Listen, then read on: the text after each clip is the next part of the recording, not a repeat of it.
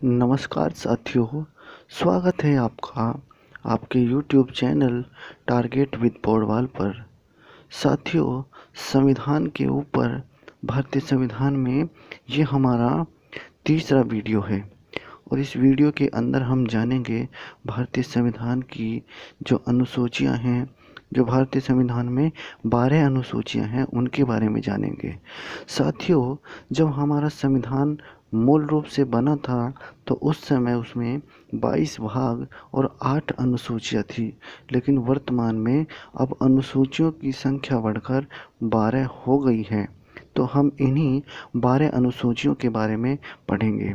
तो हम ये देखेंगे कि ये अनुसूचियाँ क्या हैं और ये किस तरह से हमारे संविधान के लिए महत्वपूर्ण हैं और इन अनुसूचियों को संविधान में क्यों रखा गया है।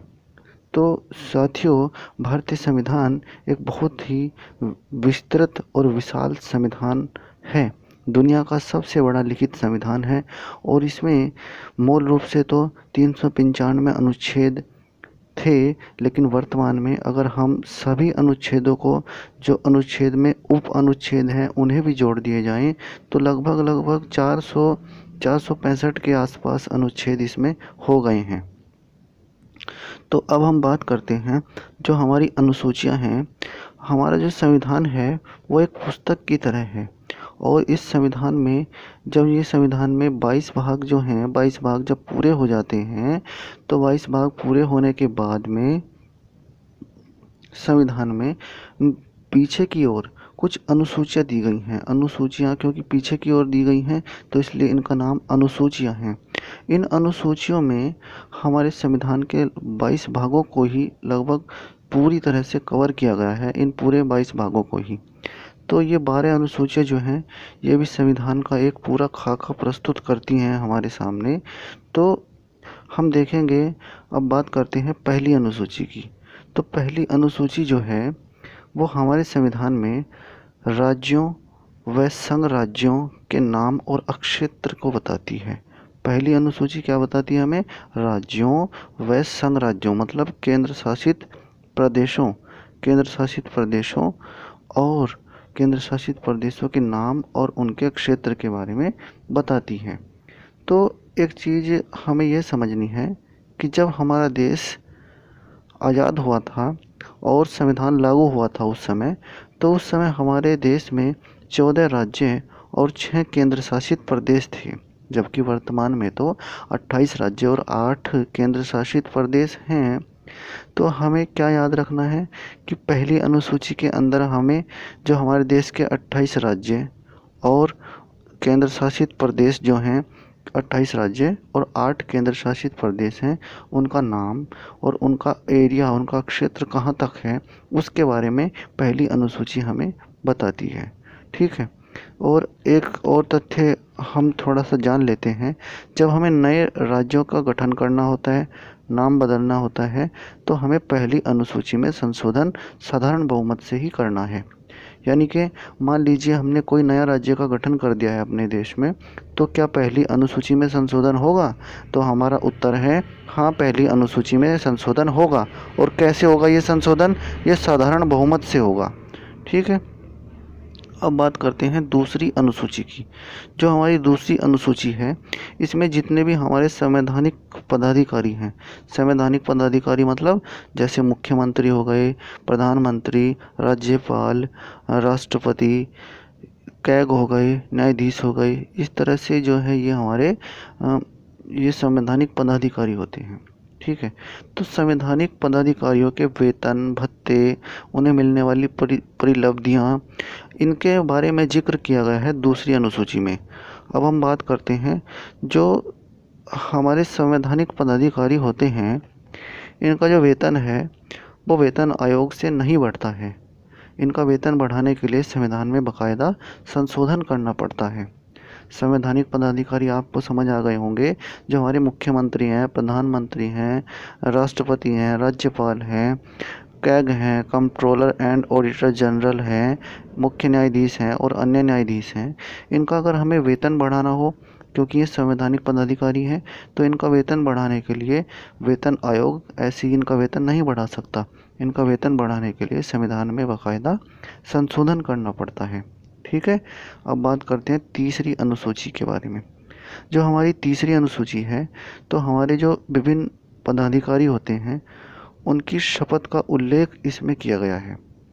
ठीक है, तीसरी अनुसूची में विभिन्न पदाधिकारियों की शपथ का उल्लेख किया गया है। हमें लेकिन यहाँ पर कुछ बात याद रखनी है कि इस तीसरी अनुसूची में राष्ट्रपति, उपराष्ट्रपति और राज्यपाल की शपथ का उल्लेख इसमें नहीं किया गया है। इन तीनों की शपथ का उल्लेख फिर कहाँ है?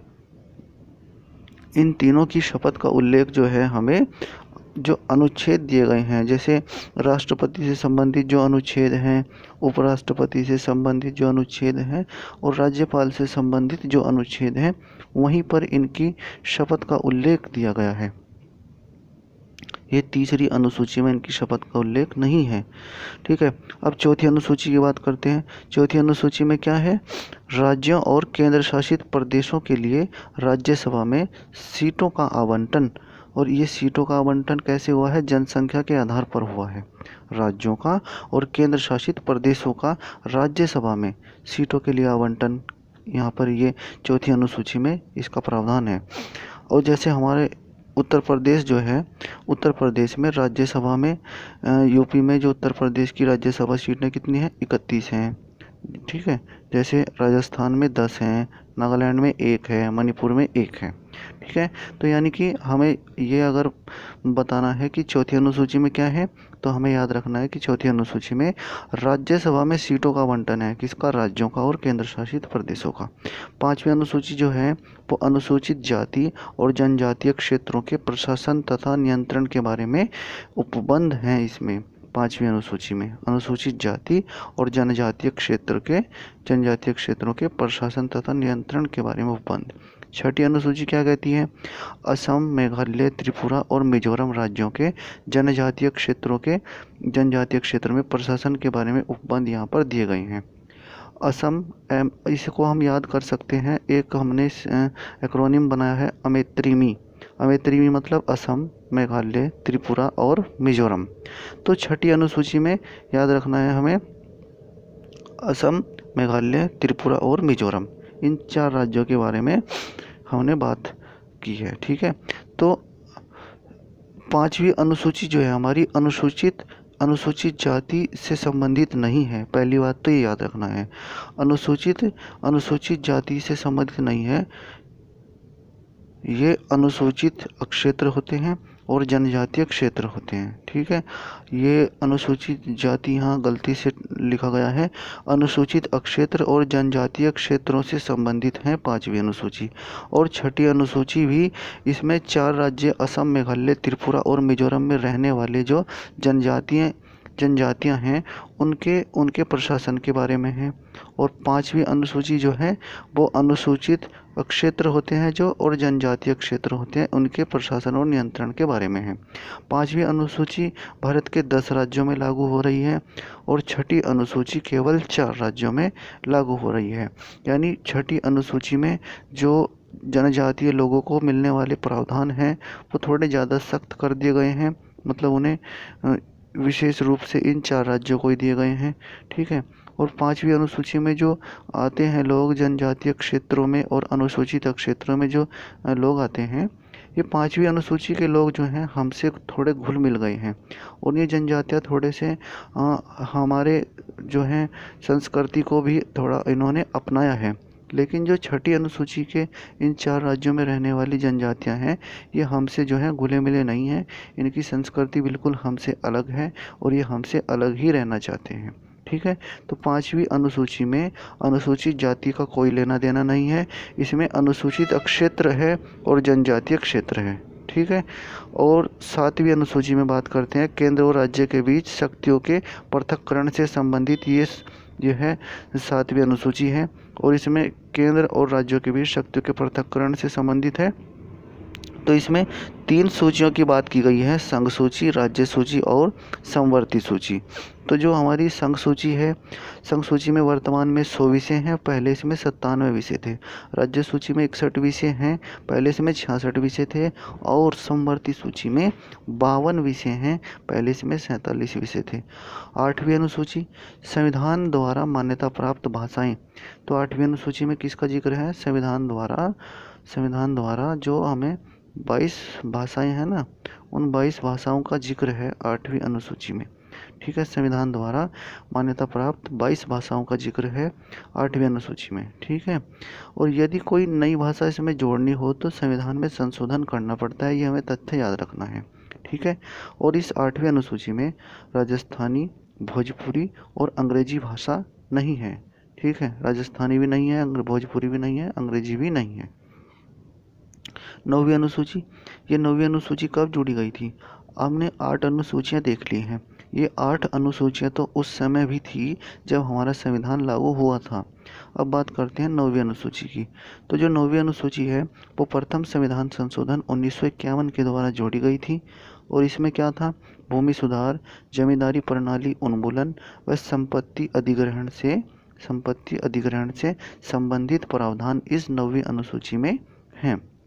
ठीक है, अब एक चीज़ और, अब जो 9वीं अनुसूची थी, 9वीं अनुसूची का शुरुआत में सरकारों ने दुरुपयोग भी करना चाहा।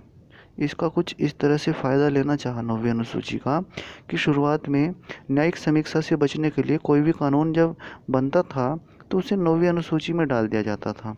लेकिन 2007 में सुप्रीम कोर्ट ने अपनी शक्ति का प्रयोग करते हुए कहा कि 9वीं अनुसूची में शामिल कोई भी कानून न्यायिक समीक्षा से बच नहीं सकता, उसकी भी न्यायिक समीक्षा होगी। तो ऐसा कोई भी कानून जो संविधान के मूल ढांचे को प्रभावित करता है उसकी न्यायिक समीक्षा की जा सकती है, ये फिर 2007 में सुप्रीम कोर्ट ने कहा था। ठीक है, तो 9वीं अनुसूची जो है हमने देख ली है। अब बात करते हैं 10वीं अनुसूची की। 10वीं अनुसूची जो है वो 52वां संविधान संशोधन 1985 के द्वारा जोड़ी गई थी। और उस समय देश में राजीव गांधी सरकार थी और ये जो है दल बदल निरोध अधिनियम से संबंधित है। 10वीं अनुसूची द से 10 और द से दल बदल निरोध अधिनियम से संबंधित है। ठीक है, द से 10, द से दल बदल, ऐसे याद रख सकते हैं। तो 52वां संविधान संशोधन 1985 में और 51 और जो क्या नाम के 1951 में हमने जो पहला संविधान संशोधन हुआ था उसमें 9वीं अनुसूची हमने जोड़ी थी। ठीक है, 11वीं अनुसूची और 12वीं अनुसूची, ये जो है हमारे देश में 73वां संविधान संशोधन 1992 में जो हुआ था उस समय प्रधानमंत्री थे पीवी नरसिम्हा राव। ठीक है, पीवी नरसिम्हा राव की सरकार थी। तो 73वां संविधान संशोधन जो था वो पंचायती राज से संबंधित है। ठीक है, और पंचायती राज से संबंधित है और इस 73वें संविधान संशोधन के तहत हमने पंचायती राज में 29 विषय शामिल किए थे। ठीक है, तो 11वीं अनुसूची जो है हमें याद रखनी है, पंचायती राज से संबंधित है। और हमारी जो 12वीं अनुसूची है वो 74वें संविधान संशोधन 1992 के द्वारा जोड़ी गई थी। इस समय भी प्रधानमंत्री कौन थे? पीवी नरसिम्हा राव थे। और इसमें नगर निकाय से संबंधित है। ये 12वीं अनुसूची नगर निकाय से संबंधित है।